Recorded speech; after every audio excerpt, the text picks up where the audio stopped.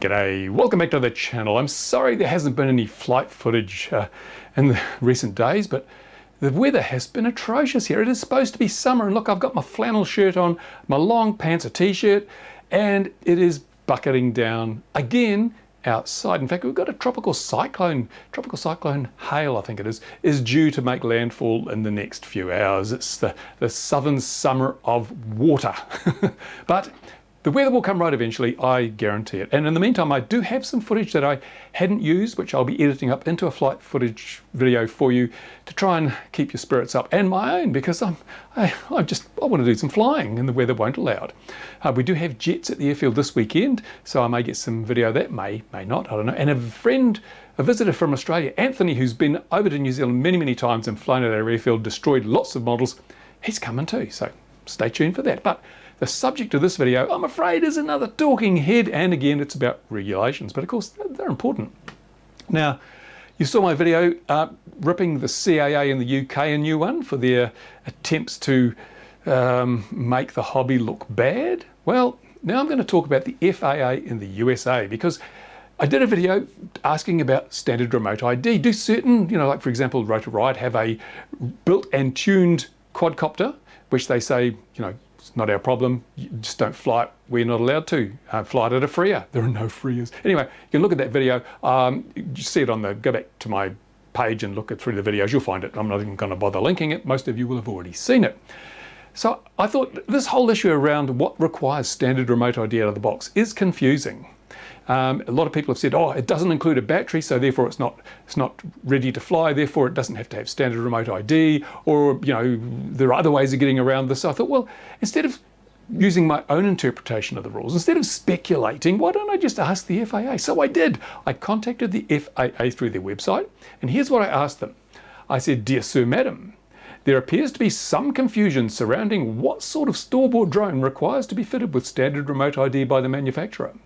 Ready-to-fly drones, such as those sold by DJI, clearly fall into the SRID category and are now shipping with SRID enabled, as required by the remote ID rule if manufactured after the 16th of September 2022. However, what is the status of drones that are shipped as bind and fly products?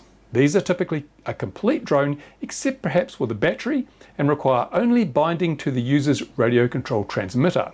Are these considered DIY drones for the purpose of remote ID and thus not required to be shipped with standard remote ID at this time? Can you also provide a definitive definition of what qualifies as DIY and thus exempt from the RID requirement until 16 September 2023, and what qualifies as requiring the manufacturer to include standard remote ID already? I thank you for your response." That was the message I sent to the FAA, and to their credit, within a matter of hours, I got a response. And here is that response. They basically replied by quoting the rule, and the rule consists of their response to some feedback they got during the NPRM process, and I'd already read that. That's the stuff that I had interpreted before I did the video regarding the Rotor Riot quad. So that was no extra value to me, and so that didn't really answer my questions. I wanted their interpretation. I wanted to nail them down, get some solid, not just the rule, which seems to be pretty wishy-washy. So in response to my questions, this is what they said outside of that, just quoting the rule.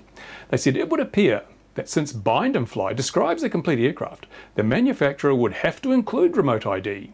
If a ready-to-fly model does not include electronics or other components needed to complete it, it would be considered a home-built kit, and the manufacturer would not be required to include remote ID." Well, this rings alarm bells for me, because it's clear from this that the FAA don't understand the terminology in the hobby. They don't understand the hobby, and they don't understand the terms we use. For example, ready to fly. If a model ships without the electronics or other components needed to complete it, it's not ready to fly. So you can't say if an RTF ships without the electronics, because that never happens. It's not ready to fly if it doesn't come with the electronics. So they're confused. They don't understand what RTF is. And in the case of bind and fly, it's a little more clear, because they said they would have to include remote ID in a bind and fly model, right? Bind and fly should have remote ID. And they go on further, which is interesting, because they say, note that the rule applies to UA and not UAS. Now, UA is uncrewed aircraft, UAS is uncrewed aircraft system, which includes transmitters and any other ancillary equipment. UA is just the craft itself, not the transmitter. They say the rule does not apply to applies to UA and not UAS. So not including a controller with the kit doesn't make a difference. So an RTF model is the same as if as a bind and fly, according to this. They say, similarly, if the UA is intended to be controlled by a mobile device, the fact that the mobile device is not included in the kit doesn't matter. So if it's one of those cheapy drones and you don't get a smartphone with it, it's still considered to be a non-DIY craft. They then go on to say, the same would apply if the kit didn't include the battery and said battery is not included. This would not make a difference. You would, in any case, have to either fit a broadcast RFID module or operate within a FRIA. Now, that didn't answer any of my questions, did it? There's no mention of standard remote ID in there. I was referring specifically to standard remote ID, and they're just talking about RID. They're talking about adding a broadcast module, which cannot make a non-DIY drone compliant with the first part of the rule. If the manufacturer ships it and says just put a broadcast module on it, they are in breach of the rule. The rule says it must have standard remote ID fitted out of the box. And standard remote ID is different to just regular remote ID. So the FAA dodged most of my questions. They didn't tell me the threshold. And we'll just go back to my that question that I actually asked and see if they answered any of those questions. I said, can you provide a definitive definition of what qualifies as DIY? Well, they didn't, did they? They just said if it doesn't include a battery, then it's still store bought. But they didn't say where the threshold lies. What if it doesn't have a receiver? What if you have to put the propellers on it? What if there's so many, they haven't defined that for me. I asked them to do it and they didn't. Or maybe they couldn't. Also asked them, are these considered DIY drones for the purpose of remote ID and thus not required to be shipped with standard remote ID? I said standard remote ID, and they didn't talk about standard remote ID in the response. So I can only draw, the conclusion I draw from this is that the FAA perhaps don't actually understand their own rules either. They don't know where to draw the line. They haven't got a clue. They've come up with these rules by committee, and no one actually knows what the hell they mean or where to draw the line between what's legal and what's not. And that leaves us in a very precarious place, because if the regulator doesn't understand their rules, how the hell are we supposed to understand them? How are manufacturers supposed to understand them? How are retailers supposed to understand them? How is law enforcement supposed to understand the rules when the regulators themselves clearly are not too sure? They can't even answer my very, very simple questions in a non-ambiguous way. That's not good enough. I don't think that is good enough in the least. What do you think? And while I'm on FAA's case, oh, by the way, I should say that I have actually emailed the FAA again to try and get clarification, trying to say, no, you haven't answered my questions. And I've actually used the example of the FMS Super Easy from Horizon Hobby, which I believe, if it's made after the 16th of September last year, must ship with standard remote ID. I've said, should this ship with standard remote ID if it is manufactured after the 16th of September last year? Surprisingly enough, I haven't had a response. It's been days, but I still haven't had a response. Got a response to the first question within hours, and I'm still waiting for a response to my follow-up, because I think they are all struggling they've obviously looked at the product page and said, we don't know. The rules are too complicated. They're too obtuse. We can't work it out. It's not good enough, is it? Anyway, as I say, while I'm on the FAA's case, they posted a series of videos today which are targeted at providing direction for law enforcement, for police and other officials who might want to enforce or check that people are following the drone regulations. Now, given that the FAA don't understand their own rules, that's a bit of a dangerous thing to do. There could be more misinformation than information. And indeed, in the first of these videos, Kevin from the FAA, who I found not to be the most credible source of information. He gets so much stuff wrong. It's embarrassing for the FAA, but he might be a nice guy. This isn't a slight against Kevin himself. It's just the role he's in. It should be more detailed and there should be some fact checking. Anyway, Kevin goes on to say that all drones must be registered. Telling police officers all drones must be registered with the FAA. If asked, recreational flyers and commercial operators must provide proof of their test certificate to law enforcement personnel.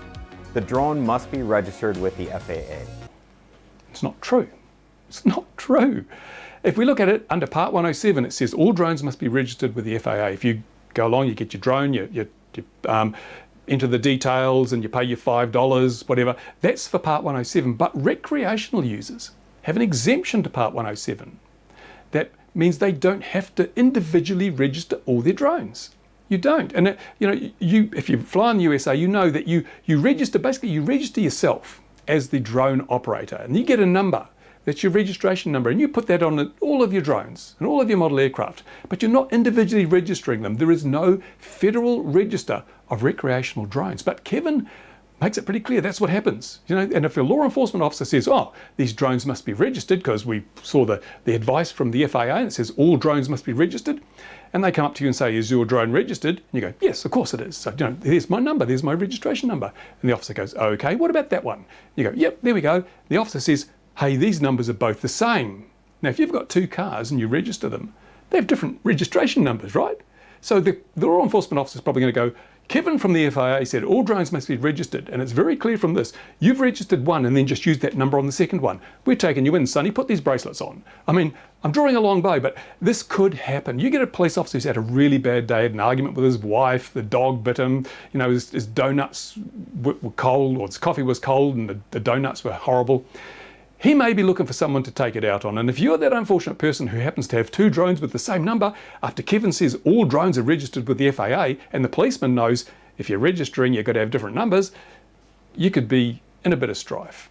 And you might say, this is really just nitpicking, isn't it? What are you doing, you stupid old man in New Zealand? You don't even live in America. Why are you nitpicking to this degree? Well, let me tell you, we're told all these regulations are about safety, about protecting people, protecting property. And one of the key things, one of the most essential ingredients of safety is attention to detail, getting everything right, not skipping over stuff. Now, if you're a sensible model flyer, for example, when you go to the flying field, you'll probably do a range test. And if you've got a quadcopter, you make sure that the props are tight. You'll do simple things that you check to make sure nothing bad's going to happen. You don't skip over the detail.